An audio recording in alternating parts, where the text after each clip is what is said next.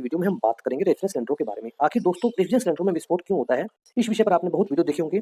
इस विषय पर आपने बहुत सारे ऐसे एक्सीडेंट देखे होंगे, ऐसे हादसे देखे होंगे जिसके अंदर सिलेंडर में विस्फोट हो रहा है। दोस्तों इसकी वजह क्या है? इसका मेन कारण क्या है? आज इस वीडियो के माध्यम से दोस्तों आज हम इसकी जड़ में पहुंचने की कोशिश करेंगे और मैं चाहूंगा कि आप वीडियो को आखिर तक देखें, जिससे आप ये समझ सकें कि इस विस्फोट के होने के कारण क्या होते हैं और ये विस्फोट क्यों होते हैं, बार-बार ये हादसे क्यों होते हैं।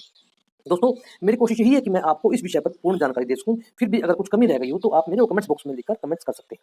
तो दोस्तों चलते हैं हम वीडियो पर।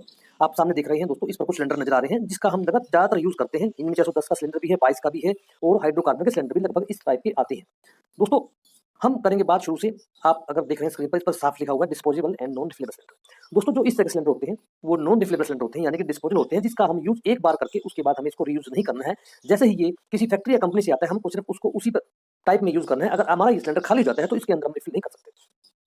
सामने आप देखिए, इस पर साफ शब्दों में लिखा हुआ है do not attempt to reuse this cylinder. हम इसको रीयूज नहीं कर सकते। Never refill a disposable cylinder. कभी भी आपको डिस्पोजेबल सिलेंडर को रिफिल नहीं करना चाहिए। When scrapping a disposable cylinder, जैसे ही आपका डिस्पोजेबल सिलेंडर का प्रेशर 0 हो जाए तो आप इसको स्क्रैप में डाल दीजिए, यानी इसको कबाड़ी को बेच दीजिए। Never leave use cylinder with reduced refrigeration outdoor when the cylinder can rust. और जैसे हम फर्स्ट स्टार्टिंग में इसका यूज करते हैं और हम इसको आउटडोर पर लेके जाते हैं, इस सिलेंडर के साथ ऐसा भी नहीं करना चाहिए। कभी भी हमें इस सिलेंडर को आउटडोर में नहीं लेके जाना चाहिए, यानी कि जैसे हम किसी फील्ड पर काम करते हैं, किसी घर में काम करते हैं, तो हमें ऐसी सिचुएशन के लिए इन सिलेंडर का यूज नहीं करना चाहिए। हमें सदा सर्विस सिलेंडर का ही यूज करना चाहिए। इसके बहुत से कारण दोस्तों जो हम आगे वीडियो में देखेंगे कि हमें इनका यूज क्यों नहीं करना चाहिए। अब चलते हैं दोस्तों हम आगे।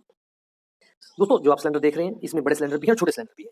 जो हमारे सर्विस सिलेंडर होते हैं दोस्तों वो इसी प्रकार के होते हैं जो आप सामने आगे की तरफ देख रहे हैं। ये एक बहुत ही मोटी चदर के होते हैं, ये रिफिलेबल होते हैं, इनको हम दोबारा रिफिल कर सकते हैं क्योंकि ये बहुत ही मजबूत स्ट्रॉन्ग सिलेंडर होते हैं। और अगर हम इसमें रिफिल करके 19 से प्रेशर को ज्यादा भी हो जाता है तो भी हमें इसमें कोई नुकसान होने की संभावना कम रहती है। इसलिए हमें आउटडोर के लिए सदा इन सिलेंडर का यूज करना चाहिए और हमें रिफिलेबल के लिए भी इन सिलेंडर का ही यूज करना चाहिए। अब हम बात करते हैं कि आखिर सिलेंडर फटते क्यों हैं।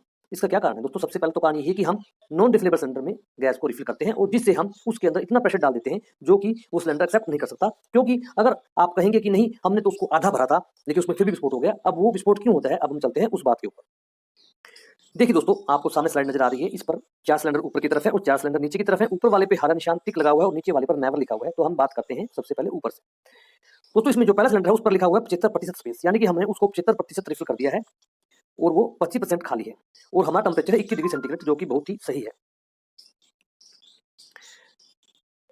उसके बाद है दोस्तों 80% स्पेस और टेम्परेचर हमारा 38 डिग्री सेंटीग्रेड, यानी कि जैसे हमने हमारे सिलेंडर को 75% भर दिया है और 21 डिग्री पर वो 75% है, जैसे ही टेम्परेचर 38 डिग्री सेंटीग्रेड होगा तो हमारा वही स्पेस जो 75% था वो 80% हो जाएगा और 54 डिग्री टेम्परेचर होने पर वही स्पेस हमारा 90 डिग्री हो जाएगा और 66 डिग्री सेंटीग्रेड होने पर हमारा वही स्पेस 95 डिग्री हो जाएगा। यानी कि अगर हम सिलेंडर को 75% भरें तो हमारे उस सिलेंडर में विस्फोट होने की संभावना बहुत ही कम होती है। उसके बाद दोस्तों नीचे चलते हैं, जिस पर लिखा हुआ है नेवर, यानी कि अगर हमने गलती से डिस्पोजल सिलेंडर को 85% यानी 80% तक भर दिया हो और हमारा टेम्परेचर 21 डिग्री सेंटीग्रेड है तो हमारा सिलेंडर ठीक रहेगा। अगर वही टेम्परेचर 38 डिग्री पर चला जाता है तो उसका स्पेस बढ़कर 95% हो जाता है और अगर वही टेम्परेचर 54 डिग्री सेंटीग्रेड चला जाता है तो वो 100% स्पेस कवर कर लेता है और उसमें विस्फोट होने की संभावना पूरी बन जाती है। और जैसे ही वो टेम्परेचर 66 डिग्री पर पहुंचता है तो उसमें विस्फोट होना लाजमी हो जाता है। इसलिए आप सिलेंडर को रिफिल करते हुए सिर्फ 70% या 75% ही सिलेंडर को भरें। इसी ज्यादा अगर आप सिलेंडर भरेंगे तो उसमें आपको नुकसान होने की संभावना पूरी हो जाएगी। और नॉन रिफिलेबल सिलेंडर को तो आप कभी भी यूज ना करें। ये होता क्यों दोस्तों? अब हम कहेंगे कि हमारा टेम्परेचर इतना जाता ही नहीं, लेकिन अगर आप ध्यान से देखें जैसे हम फील्ड में काम करने के जाते हैं तो उस टाइम हमारा जो टेम्परेचर होता है वातावरण का वो 43-45 डिग्री तक पहुंच जाता है और आजकल तो 47 डिग्री तक भी पहुंच जाता है। और जैसे ही उसके ऊपर बाइक के ऊपर हम चलते हैं उसके ऊपर गर्म लू लगती है तो टेम्परेचर बढ़ना स्वाभाविक है। या फिर हम काम करते हुए सिलेंडर को किसी एक ऐसी स्पेस पर रखते हैं जहां धूप सीधी पड़ रही हो तो भी टेम्परेचर बढ़ना स्वाभाविक है। ये सभी जो होती है ये बैड प्रैक्टिस होती है, इसलिए आपको इसको ध्यान में रखना होगा। मैं आपको एक स्लाइड के माध्यम से और समझाने की कोशिश करता हूँ।